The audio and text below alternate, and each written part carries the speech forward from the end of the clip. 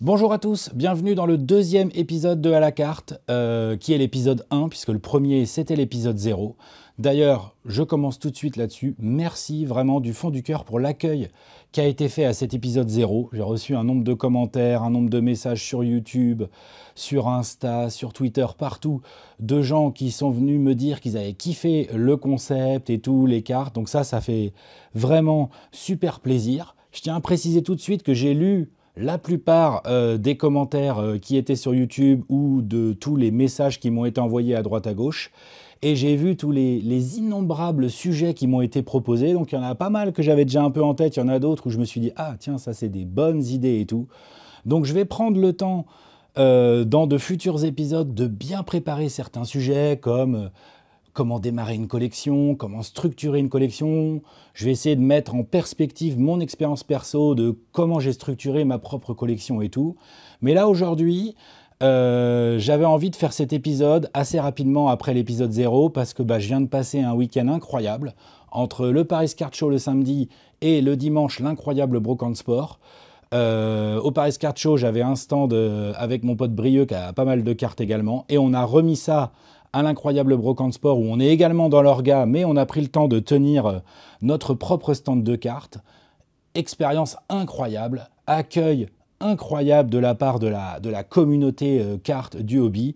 Je tiens vraiment à remercier tous les gens là, certains que je connaissais déjà, d'autres que j'ai rencontrés pour la première fois ce week-end, et je suis sûr que c'est pas la dernière fois qu'on se croise. Je pense évidemment à Gilles et Nico qui sont montés de leur sud et qu'on fait le périple pour aller jusqu'à la capitale et on s'est vu et tout, c'était trop cool. Je pense aussi à Eric, que je connaissais pas, avec ses cartes absolument hallucinantes. Eric, il se balade avec une boîte, dedans, il y a que des cartes de fou. Madame Chaussette et Monsieur Chaussette, évidemment. Les gars du Lille Card Show, François, Will, Laurent, Alexis. En plus, vous m'avez régalé et tout, je vais en parler évidemment, mais c'est absolument incroyable ce genre de rencontre. Baller on the Wall, merci mec. On va parler d'une des cartes là. Qu'on a échangé, enfin que tu m'as ramené et tout, on en avait parlé, c'était génial. Pat, Sébastien que j'ai vu à la brocante, j'espère que c'est bien Sébastien. Enfin bref, tu vas te reconnaître, c'est toi un moment, t'es arrivé là sur mon classeur, et là il y avait toute une page de cartes de Larry Johnson. Eh ben Seb, il a tout pris, il a dit Larry Johnson c'est mon gars, et hop là, il m'a enlevé mes cartes Larry Johnson, du coup on s'est mis à parler, c'était trop cool. Ovacard, Guillaume et Madame Boucle d'Or aussi, enfin bref, voilà, j'en oublie sûrement, évidemment. Pat de Le Volt aussi, voilà, salut à toi. J'en oublie sûrement, je vais essayer de penser à tout le monde, mais bon, c'est pas toujours facile, j'espère que vous m'en tiendrez pas rigueur. L'idée de cet épisode aujourd'hui, c'est de, bien sûr, présenter quelques cartes, et notamment des cartes qui, en fait, étaient pas dans ma collection avant ce week-end, et qui maintenant en font partie, et on va pas se mentir, j'en suis trop content. Et donc voilà...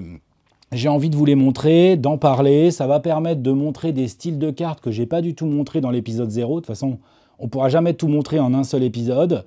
Et là, c'est plus des cartes qui me font vraiment plaisir. C'est des cartes que j'ai achetées, des cartes que j'ai échangées, puisque j'avais aussi mes classeurs et que je revendais des cartes, donc je pouvais échanger éventuellement. J'avais pas mal de cartes avec moi, des cartes qu'on m'a données aussi. C'est-à-dire qu'on se donne des cartes dans le milieu des cartes. C'est génial, moi j'adore aussi, du coup j'en ai donné aussi. Enfin bref, des échanges incroyables. Et donc voilà, sans transition aucune, j'ai envie de vous dire, regardons un peu ce que j'ai pu trouver au Paris Card Show. Donc là, vous voyez, j'ai mis, enfin, vous voyez pas, mais j'ai mis plein de, enfin, vous voyez là sur le canapé, j'ai plein de cartes autour de moi. Ici, en dessous, là, sur la table, j'ai plein de cartes également. Et notamment, au Paris Card Show et à la brocante, j'ai pu trouver des cartes que j'aime beaucoup, dont j'ai un peu parlé dans l'épisode 0, mais j'en ai pas vraiment montré. Ce sont des cartes avec des morceaux de maillot portés dedans. C'est vraiment très stylé. Donc là, par exemple, je vais en installer quelques-unes sur mes petits chevalets. Et puis, bien sûr, grâce à la prod de Monsieur Léonce, je vais pouvoir vous les montrer de très très près. Par exemple, là, hop, on change de plan, on va se mettre comme ça. Ici, vous voyez à l'écran, il y a une carte au milieu de Vince Carter sous l'uniforme des Raptors avec un petit morceau, le carré blanc de maillot porté. À côté, on a un poteau plus ou moins de la même époque, Monsieur Baron Davis. Et là, j'ai mis un joueur qui m'est particulièrement cher, Isaiah Thomas. Je vous en reparle tout à l'heure parce que un de mes objectifs de ces deux événements de ce week-end, c'était de trouver des cartes d'Isaiah Thomas. Mission accomplie, et notamment avec cette magnifique carte-là de Isaiah Thomas, avec un morceau de maillot dedans. Vous voyez, elle est numérotée, je ne sais pas si on voit bien, si voilà, sur 99, en collection Golden 50, là, les Gold Standard, qui sont des très belles cartes. Comme vous pouvez le lire, là, ça va être écrit en tout petit, mais je vous le montrerai sur d'autres cartes où c'est écrit en plus gros. C'est du Game Worn garanti. Là, je vérifie sur la carte, mais oui, c'est bien ça. C'est-à-dire que Panini vous garantit que le morceau de maillot qui est dans la carte a bien été porté par le joueur en question. Ici, évidemment, Isaiah Thomas. Magnifique. J'adore ça, les cartes avec des bouts de maillot. C'est très, très cool. Et notamment, ça permet de se faire plaisir à des prix tout à fait raisonnables. Avec des joueurs qu'on aime bien. Par exemple, ici, vous voyez, hop, Monsieur Baron Davis va laisser sa place à Monsieur Gérard Smith, un joueur très important, vous le savez, dans l'univers de Trash Talk. Et donc là, j'ai pu en avoir quelques-unes qui sont absolument trop cool, notamment celle que je viens de mettre au milieu, là, qui est vraiment un spécimen assez incroyable de chez Topps, avec un morceau de maillot découpé, découpé sur la carte sous forme de 1, et derrière, la garantie par Topps, avec la petite numérotation sur 225, ça fait jamais de mal, une petite numérotation sur une carte à maillot, et ça donne des choses très belles, comme celle-ci. Et donc, les morceaux de maillot, j'en ai pas mal là, que j'ai acquis ce week-end. J'en avais déjà dans ma collection, mais c'est vraiment un angle, un pan de ma collection que je vais essayer de travailler, parce que c'est vraiment des cartes qui font plaisir. Comme vous pouvez le constater, là, je ne vous ai pas encore sorti dans tous les maillots et tout, il n'y a pas de carte d'Essence, vous inquiétez pas, de la carte d'Essence, il y en a eu à foison de partout ce week-end. J'y arrive un tout petit peu plus tard dans cette même émission. Ensuite, ce que j'avais envie de partager là, ici, c'est le côté maillot. Je vais me remettre en plein écran. Est très sympa parce qu'effectivement, on a donc un bout du joueur avec nous. C'est-à-dire que on est sur du Game Worn. Il existe également des cartes avec des morceaux de maillot, mais qui n'ont pas forcément été portés, c'est-à-dire notamment dans des cartes rookies. C'est-à-dire que vous avez une carte rookie signée RC, je vais essayer d'en trouver, là j'en ai sûrement, je vais les trouver au fur et à mesure de l'émission, mais le bout de maillot n'a pas encore été porté. Par définition, le gars n'est pas encore en NBA, donc c'est compliqué. Donc si vous tombez sur des cartes avec un morceau de maillot de jersey dedans, vérifiez bien au dos de la carte si c'est garanti que la pièce a été game used ou game worn. C'est les deux expressions qui donc vous disent si la pièce a été portée par le joueur dont il est question sur la carte.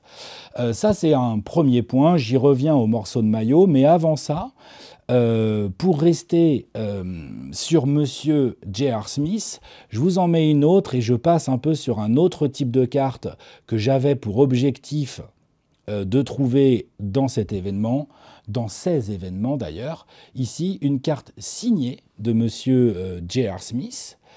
Ici, une carte signée, bougez pas, où est-ce qu'elle est? Tiens, elle est là, toc, de Monsieur Evan Fournier. Une carte que j'ai eue dans un échange, celle-ci. Quelqu'un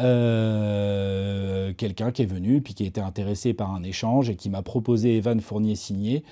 En échange, il a fouillé dans mes classeurs et il a trouvé quelque chose qui lui convenait. Donc après, à partir de là, c'est vrai que c'est très facile d'échanger. On essaye de faire des cartes qui ont, selon nous, plus ou moins la même valeur.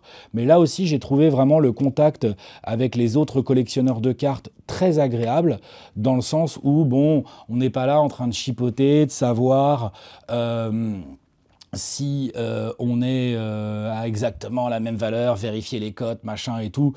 De toute façon, le prix, c'est un sujet sur lequel je vais revenir dans de futurs épisodes, mais clairement, le prix, c'est quelque chose qui n'est pas toujours facile à évaluer, hein. C'est des cotes qui bougent beaucoup d'une semaine à l'autre, en fonction parfois des performances d'un joueur ou de la rareté de la carte qu'on a entre les mains. La cote, le prix peut vraiment beaucoup évoluer. Donc, dans le cadre d'un échange, il faut savoir être un peu souple si on a envie vraiment d'une carte, comme moi, c'était le cas ici avec cette magnifique carte Evan Fournier.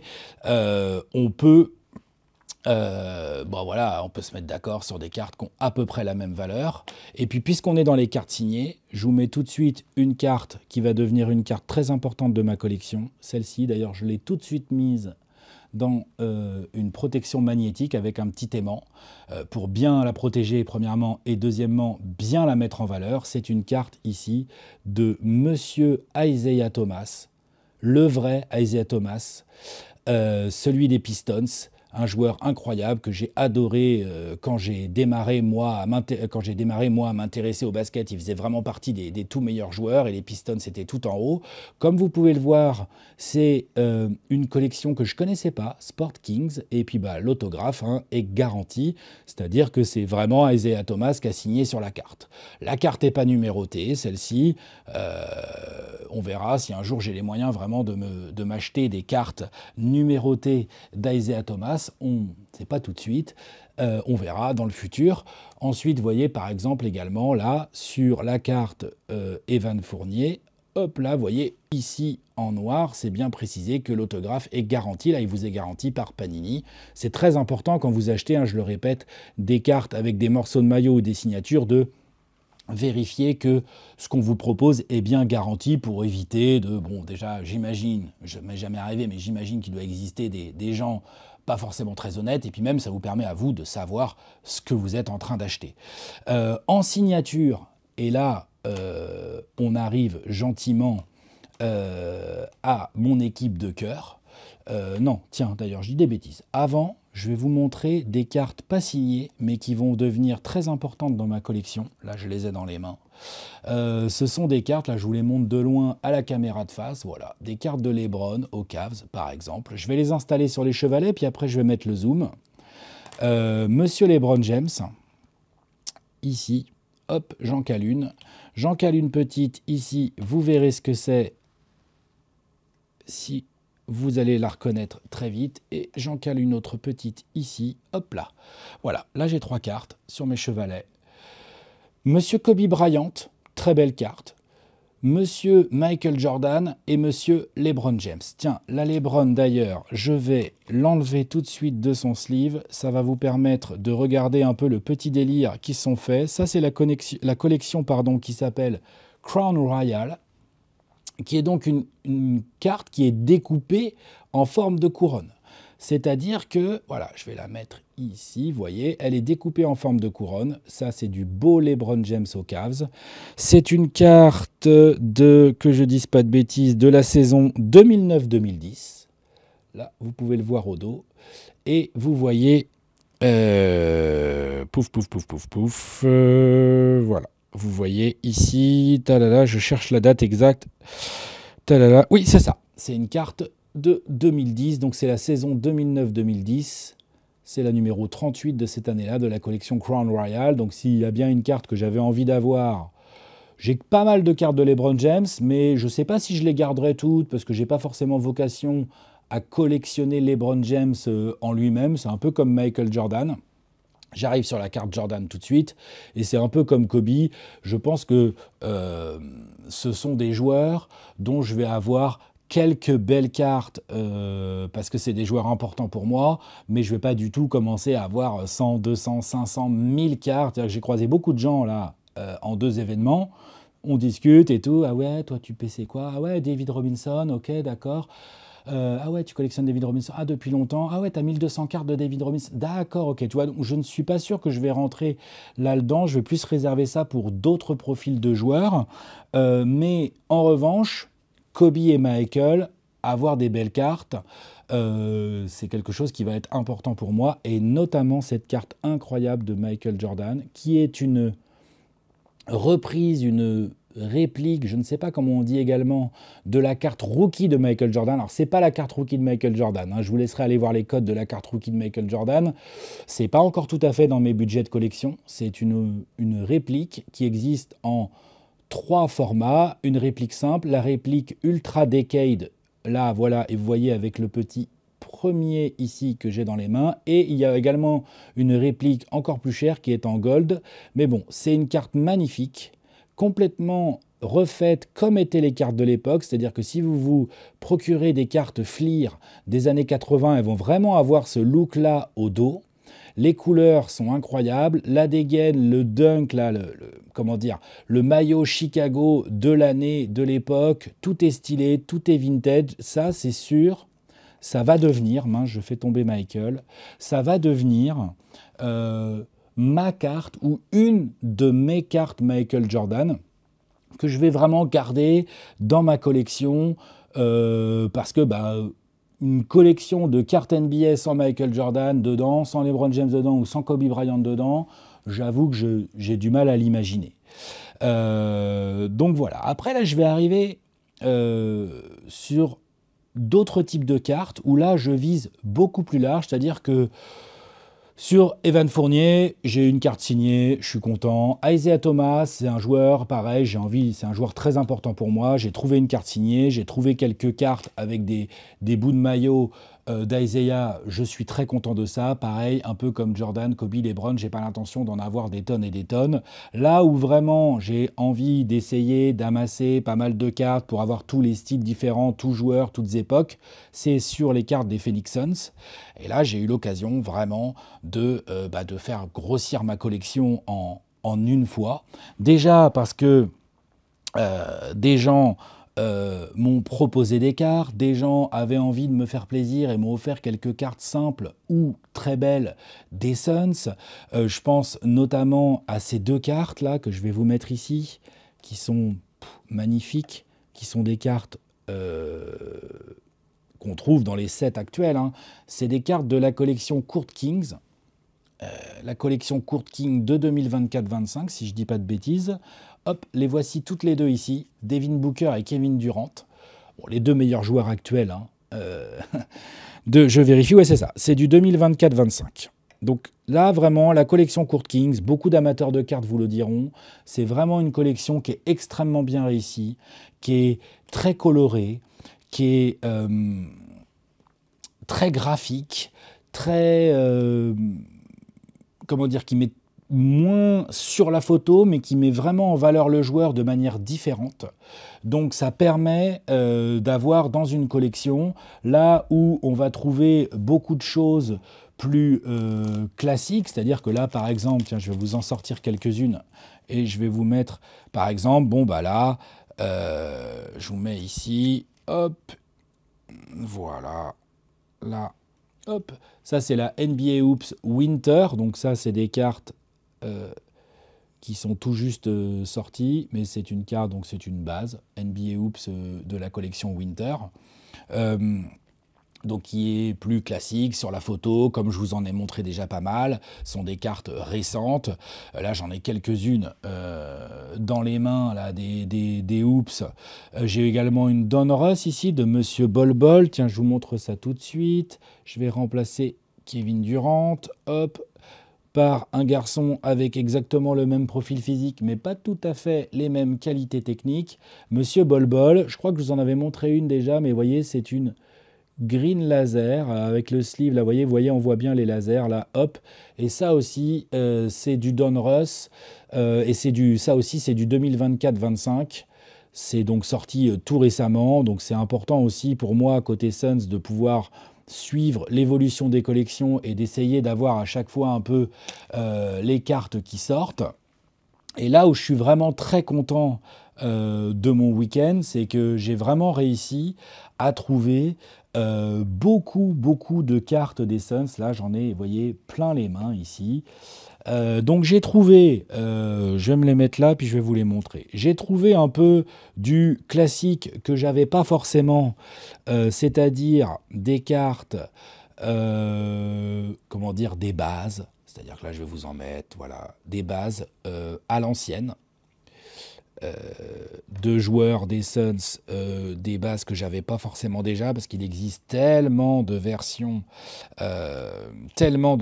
possibles de cartes qu'on ne peut pas tout avoir tout de suite. Vous voyez ici, là, je vous ai mis 3 cartes des Suns, des cartes des années 90, du Upper Deck, du Fleer, et ici du Topps, si je ne dis pas de bêtises. Oui, c'est ça, c'est du Topps Stadium Club, là, Oliver Miller. Grand pivot, que j'ai bien kiffé. Alors quand je dis grand, hein, c'est grand pour moi, hein, parce que sinon sa carrière n'a pas été si ouf que ça. Mais il était là, dans les grands Suns de 1993. Ici, à côté de lui, vous avez donc 2 cartes de Kevin Johnson. Vous voyez, ça, j'en ai trouvé pas mal, que j'avais pas forcément. J'ai fait des échanges avec des gens, et ça m'a permis de faire grossir comme ça d'un coup ma collection de cartes des Suns. Et là, j'en ai pas mal d'autres dans les mains. Ah oui, tout à l'heure, je vous parlais des Court Kings. Vous voyez, là, je vais vous mettre une carte Court Kings, mais plutôt de quelle année c'est ça? Ça, c'est du 2009-2010. Hop là. Ici, voilà. Vous voyez, au milieu, magnifique carte. Monsieur Channing Frye. Et donc les Court Kings hein, de l'époque, vous voyez, elles étaient comme ça. Donc il y avait déjà un petit peu le côté graphique, mais on est beaucoup plus sur la photo que ce qu'on peut trouver aujourd'hui. C'est de la très belle carte, le dos est absolument magnifique. Là, c'est Panini qui faisait ça déjà à l'époque et qui réussissait ça vraiment pas mal. Et donc voilà, côté Suns, vous voyez, bah tiens, Court Kings, hop, je vous en mets une autre par-dessus, beaucoup plus récente, Monsieur DeAndre Ayton. Magnifique version de Court Kings. Et après, dans les Suns, donc j'ai trouvé du récent, j'ai trouvé de l'ancien, et j'ai trouvé également plein de petites choses qui font grave plaisir à avoir dans une collection. Par exemple, là je vous mets plusieurs choses, je vous remets des bouts de maillot. Hop là, exactement. Hop là, on remet des bouts de maillot. On va essayer de faire ça sans tout faire tomber. Je vous les positionne sur les chevalets et je fous tout par terre, moi. Bon, bah c'est pas grave, celle-là, on la verra pas. Elle est tombée un peu trop loin. Mais j'en ai d'autres, c'est pas grave, c'est pas un problème. Hop là, on ne pourra pas tout voir de toute façon, évidemment. Hein, je ne peux pas vous montrer toutes les cartes là qui rentrent. Peut-être que je ferai un deuxième épisode si je vois que j'ai pas le temps de montrer tout ce que je voulais montrer. Voilà. Du maillot, Suns. Monsieur Jason Kidd. Alors, les Suns, c'est pas forcément sa période... ici. C'est pas forcément sa période la plus faste, mais il était très fort et puis il faisait partie des meilleurs passeurs de la ligue. À côté de lui, un duo très important dans l'histoire des Phoenix Suns, un duo de front courte avec Shawn Marion et Amar'e Stoudemire, chacun son petit morceau de maillot. Pareil, là, si vous regardez, vous avez évidemment, hop là, la garantie du fait que le maillot ait été porté par les joueurs en question. Et puis, je vais vous remettre le full screen sur les cartes pour que vous puissiez admirer ici. Donc ici, si vous avez l'œil fin, vous l'avez déjà vu, mais sinon, je vous rapproche la carte. Il s'agit bien d'une carte double maillot, numérotée sur 150. C'est au milieu, voilà, là, ici, on le voit bien. Il y a à droite, hop là, ici, Mike Pietrus. Hop, et ici, Monsieur Boris Dio en uniforme des Suns. Donc là, c'est une carte Frenchie avec du Warriors pour Mike Pietrus et du Suns pour Boris. Voilà, donc ça, j'aime bien aussi parce que les Français, je vais essayer d'avoir, disons que je vais essayer d'avoir peut-être une carte par joueur français passé en NBA, une jolie carte. Je continue un tout petit peu sur les Suns, pour vous montrer différents types de cartes et l'éventail, là l'éventail ne sera pas complet, mais l'éventail qu'on peut trouver dans ce genre d'événement est complètement fou, que ce soit à la brocante là ou au Paris Card Show, c'était complètement dingue. Donc ça permet, voilà, je me suis fait une petite liste de courses et puis j'ai essayé de la tenir, ce qui n'est pas toujours évident. Voilà, là je vous ai mis 3 cartes, hop, on va pouvoir se les commenter tranquillement. Hop, c'est parti. Voilà, donc ici, On a une Nucleus, donc c'est voilà, le noyau soi-disant des Suns. Alors évidemment, là, vu qu'on est sur du 2024-25, c'est la collection Origins, comme vous pouvez voir dessus. Et donc Nucleus, c'est le nom de la carte. Voilà, hop là. Il y a Bradley Beal, hein, j'ai envie de dire malheureusement. Hein, c'est-à-dire que parmi les très belles cartes qu'il y a sur les Suns en ce moment, il y a souvent Bradley Beal dans le coin. Mais bon. C'est de la jolie carte pour un fan des Suns comme moi, ça c'est de la jolie carte à avoir. À côté, une carte qui va vraiment devenir une pièce sympa de ma collection, une Exquisite de Steve Nash, un de mes meneurs préférés évidemment, numérotée. Hein, vous l'avez ici, tac, elle est sur 225. Exquisite, c'est une collection très épaisse. Donc là, la plupart des cartes, elles sont encore dans leur jus, elles sont dans l'état où je les ai achetées, dans des sleeves et tout. Je pense que cette carte Exquisite de Steve Nash va finir à minima dans un top loader, voire dans une petite protection magnet. Ça, on verra ça plus tard, on reparlera un jour protection et tout. Et à côté, j'ai mis une petite carte Phoenix. Vous vous souvenez, dans l'épisode 0, là, j'en avais présenté quelques-unes. Donc là, de Kevin Durant, très belle parallèle, avec des très très belles couleurs et qui est numérotée, hop là, sur 25. Donc ça, voilà, ça fait plaisir à avoir dans une collection. Ça permet d'enrichir au fur et à mesure. Ça me permet à moi, jeune collectionneur, de voir, jeune dans le sens, ça fait pas si longtemps que ça, je vous vois venir dans les coms. Ça me permet à moi d'enrichir ma collection et d'avoir des pièces qui me font vraiment kiffer et de pouvoir me dire « Ok, ah ouais, ça existe. Ah ouais, cette collection-là est très sympa. Je vais peut-être en chercher d'autres. »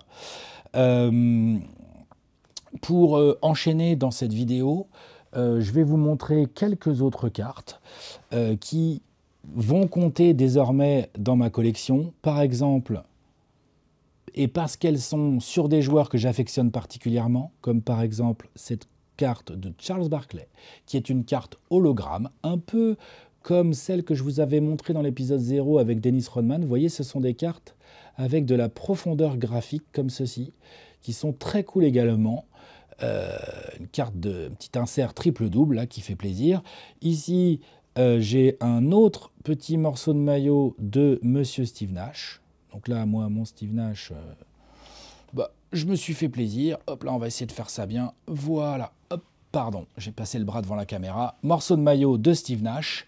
Et une autre pièce que j'aime beaucoup. Je vous la montre un petit peu de loin et je vous la mets auprès. C'est une carte rookie signée avec un morceau de maillot porté de Eli Okobo. Boum, elle est au milieu. Elle est très très belle. Elle est très sympa. Pour un fan des Suns comme moi, avoir une rookie signée, morceau de maillot porté des Suns, numérotée ici, on la voit, la numérotation, hop là, sur 79. Ça, c'est une très belle carte à avoir dans une collection de fans des Suns.